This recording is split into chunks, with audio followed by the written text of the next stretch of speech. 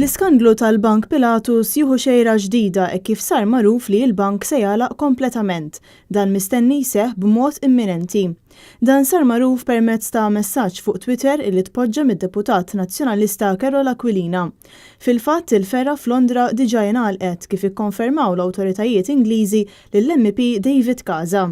Naturalment din mhijiex sitwazzjoni feliċi għal pajjiżna li xi darb'oħra qed jitfadel ikraħ fuq pajjiżna. L-iskandlu li fih hemm involuti Konrad Mizzi u Keith Kembri qed jagħmel ħsara kbira lil pajjiżna u minħabba fihom qed ibati il-poplu Malti u għawċi kollu.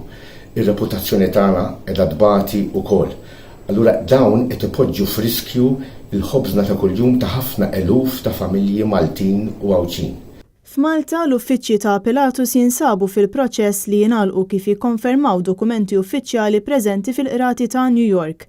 Ali Sadir, is-sit tal-bank Pilatus bħalissa jinsab arrestat fl-Istati Uniti fuq akkużi ta' ħasil ta' flus.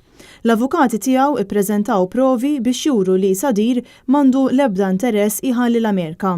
U biex jisaħħu il-punt tagħhom huma qalu li Ali Sadir m'għandux għalfejn jersaq lejn Malta għaliex Pilatus jinsab fil-proċess li jagħlaq il-bibien.